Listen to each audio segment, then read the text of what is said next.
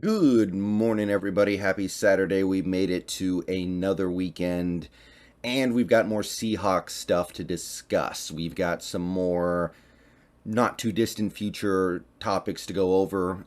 Before we get into the Seahawk stuff, however, you may notice that we are trying out a new green screen program today, and we are also trying a new noise cancellation program today. So we're going to see how things go. We're going to see if this holds up. We're going to see if the quality is as good as I need it to be. So far seems pretty good, and it's not eating up my entire CPU when I'm using it. So we're on the right track, and hopefully this ends up being the permanent solution, but we will see.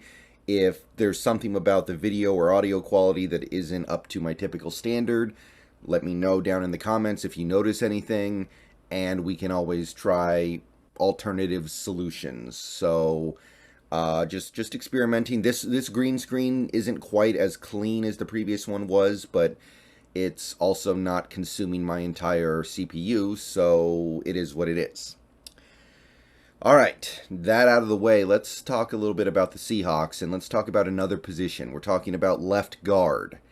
Now, this is a position that I put under DEFCON 3, which is to say we got to keep an eye on it, but as of right now, I think there's a real chance that we'll be able to handle this position in-house.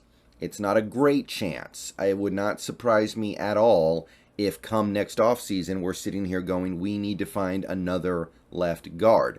And remember, left guards, that's the position that is typically harder to find. Right guards tend to grow on trees. You can find right guards.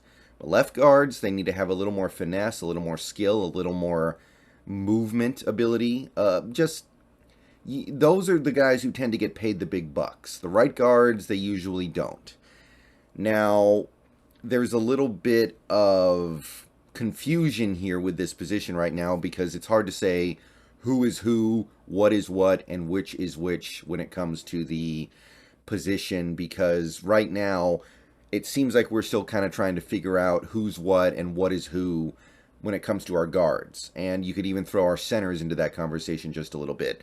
We did get some word from training camp. I think it was Waldron who said that as of right now, Haynes and Damian Lewis are not going to get much time at center. Right now, the focus is on them playing at guard. That clears things up a little bit, but we still have more questions. So let's work through what we have and try to figure it out. So, currently, in my view, we have 3 left guards on the roster. And then we also have 2 more who could play left guard, but as of right now, they either shouldn't or they're not.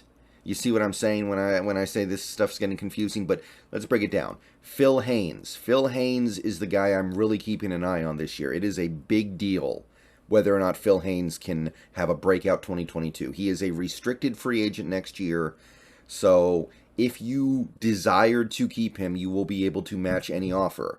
What could those offers be? It all depends on what he does this year. I think he is going to get an opportunity to compete for the starting job at one of the guard spots, and it wouldn't surprise me if he won one of them, because last year we saw a guy who had improved significantly as a run blocker, and that was on top of the pass blocking that he had showcased in previous years. The issues with Phil are, can he stay healthy more than anything? Can he stay on the field? If he can do that, if he can stay on the field, then I think you have a starting guard for the foreseeable future. You're probably going to bring him back on a new contract. It's not going to be huge, but it's going to be of significance. And then you've got your guy. But if he doesn't hold up or he doesn't play well, one of the two, then things get thin. Shamarius Gilmore, I like him. There's a lot to be intrigued by. I think he has a good chance to make the roster, much less the practice squad. He's currently sitting on a UDFA contract that keeps him around for another 2 years after this one. The 7K bonus is going to also help keep him around at least a little bit. So Shamarius Gilmore is intriguing, but I'm not going to pretend like he's a sure thing to become a future starter. Then you have Pierre-Olivier Lestage, who's around from last year. He's a free agent next year, a unrestricted free agent. The team likes him, but again, it's unlikely he ever becomes anything more than a distant depth piece. And then you've got the guys who are playing right guard as of right now, or should be playing right guard, right? You've got Damian Lewis. I know he played left guard last year, but he didn't do very well. And if you look at his skill set, if you watch him play, he's clearly not a guy who you can expect to hold up as a left guard. It doesn't make a whole lot of sense, especially not in this offense. And you've also got Gabe Jackson, who has played left guard before. I wouldn't mind moving him back to left guard, but at this point in his career, he doesn't really have the mobility and the agility you want from a left guard. It probably fits in a little better as a right guard. So you can include those guys as well because they have played left guard before, but these are the three guys I'm really looking at for the position. Okay, so if Haynes doesn't have a good season, you're probably looking for something new. Hopefully, Damian Lewis gets moved back to right this year, or at the very least, if he stays at left and plays the way I would expect him to play, which is mediocrely, then you're still in the market for something new, right? And look, Gilmore's got a shot. Lilstyx has a long shot, but it's a shot. But you're probably going to have to go outside the team at that point. Gabe Jackson, even if he has a good season, he's getting older. His contract is going to be in the final year next year. You save a lot of money if you let him go. I would expect these things to happen. So with that in mind, let's start with the free agents. And there are a couple of big guns in this free agency class at the left guard spot. So keeping in mind that there is a subtle but significant difference between a left guard and a right guard in the NFL, let's try to keep our search to guys who have plenty of experience playing left guard and understand the finer subtleties of the position compared to right. So we're going to start with the biggest of all big guns, Quentin Nelson, the All-Pro, the maybe best left guard in the league. He's at least in the conversation, becoming a free agent next year after a successful rookie contract with the Colts. Are the Colts going to let him go? I don't know. They already gave a big contract to Ryan Kelly, and they already gave a sizable one to Glowinski. So how much more money do you want to spend on the interior offensive line? But he's special. He's somebody you might break that rule for. So I don't know. He'll be 27 next year.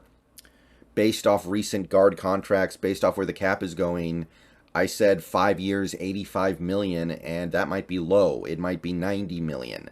The only reason why it's 85 is that he did miss some games last year, but if he has a full season this year, if he plays all 17 games and plays at an all-pro level, it might be 100 million. So that's if you want to break the bank, which, hey, we'll be able to afford to do next year, but that's a lot of money for any guard, even maybe the best guard in the league. The next couple guys are more cheaper but reasonable options, guys who are going to be pretty good, but they're getting older, and you're just kind of crossing your fingers. You've got Justin Pugh, who's going to turn 32 next year. He's turned in several respectable seasons in a row, but nothing great. I think you can get him for like 2 years, 16 million. And then you have Roger Saffold. He spent some time with the Rams and I believe the Titans. He's getting up there in age, though. He's already going to be 35 next year. Because of that, you're probably looking at a 1-year deal. I said 7 million. His PFF scores in his play over the last several years have still held up, but the cliff has to be coming. All right, so those two guys, it's kind of like the Mike Upati thing, right? If you get a guy like Pugh or Saffold, you're kind of doing the Mike Upati thing of like, well, let's just hope this holds together for a year while we figure out what we're doing long term. So nobody's going to get excited about that, but it is better than Damian Lewis as far as I'm concerned, so it's a consideration. These next two guys are like mid-level guys. They're good. Sometimes they're really good, but they're not quite all pro. Isaac Suomalo from Philadelphia. He's turning 29 next year.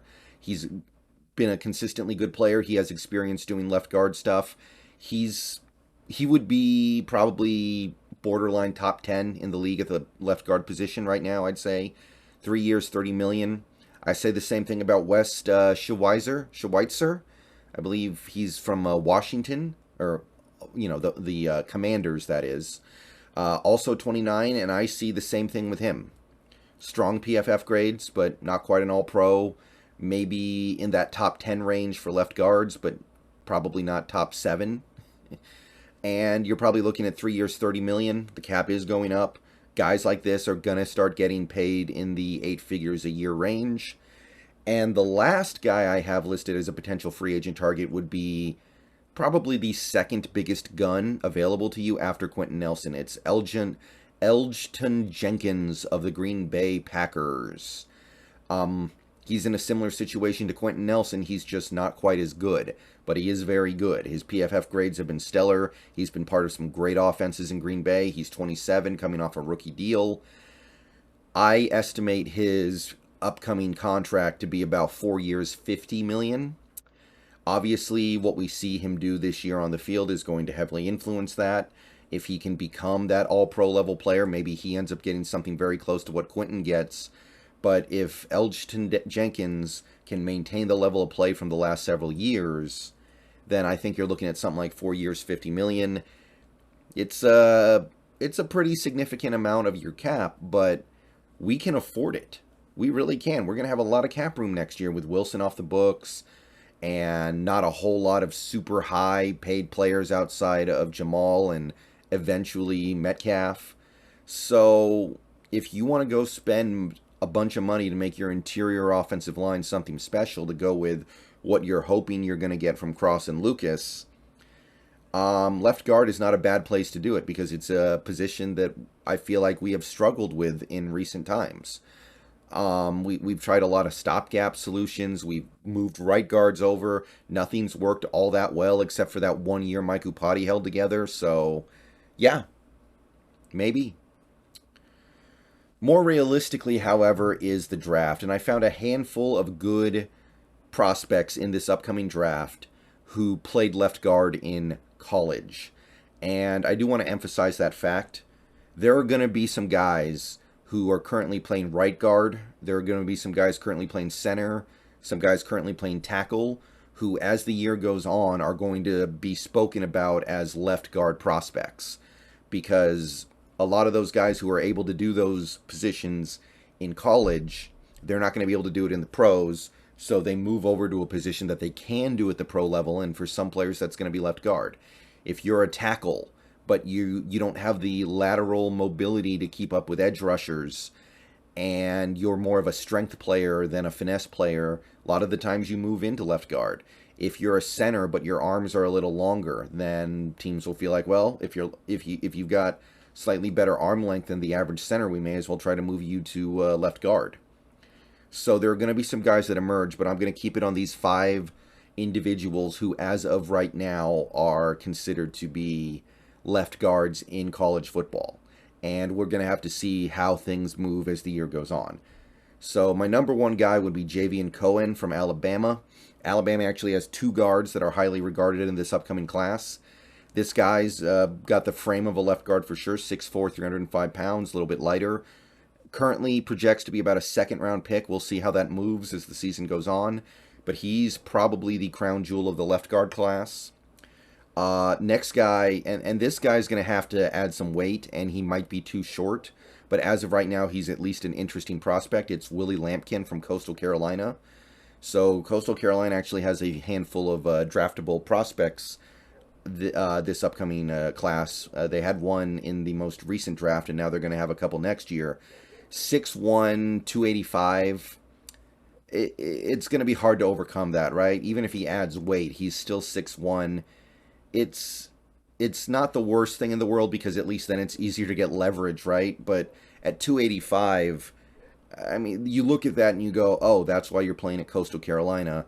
But as of right now, I'm seeing him projected by some places as a 3rd-round pick. So Willie Lampkin's got a shot. He probably just needs to put on, I'd say, at least 15 pounds. Christian Mahogany from Boston College is another one. Boston College, they churn out reliable offensive line prospects. 6'3", 335 pounds, which is a little heavier than you would like, but at the end of the day, designations like weight only mean something if the player is limited by that weight. You look at a guy who's 335 and you say, oh, he's going to struggle to move in space, but if he doesn't, then it's whatever. He's a 4th-round prospect right now. 2 more guys. These are deeper in the draft. Honestly, a lot of the interior offensive line prospects that we know about so far are right guards, which is expected because that's the easiest position to play on the offensive line, or at least right guard players are the most plentiful. We have Aki Ogunbiyi from Texas A&M, 6'4", 315 pounds, projects to be a 5th-rounder.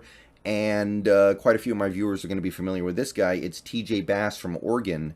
He's got a similar frame on him, 6'4", 317 pounds, also projects to be a 5th-rounder.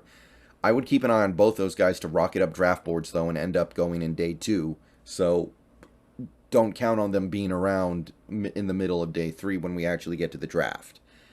And that's all I've got for the moment. There are some very low-level guys at the left guard position in free agency that we could talk about, but to me, it's nothing you see there is going to be better than what you're getting right now with Phil Haynes. So I'm at that point, why not just bring back Phil Haynes for what is probably going to be very cheap unless he has a big breakout year. And if he has that big breakout year, you're probably going to want to bring him back anyway. So keeping it to people who you would be kind of excited to bring on as somebody who can be better than just a body, these would be my targets right now. These would be the guys I would watch on Saturdays for the upcoming college football season. And yeah, that's my take on the position. Let me know what you guys think. Did I miss anybody? Are you keeping an eye on anybody else? We got one more position left in this series. We're going to cover that probably tomorrow. And yeah, hopefully I'm giving you guys some players to watch for this upcoming college and pro football season. All right, I will see you guys probably later today in stream. So keep an eye on that. And if I don't, I will see you guys tomorrow for our next video. Go Hawks!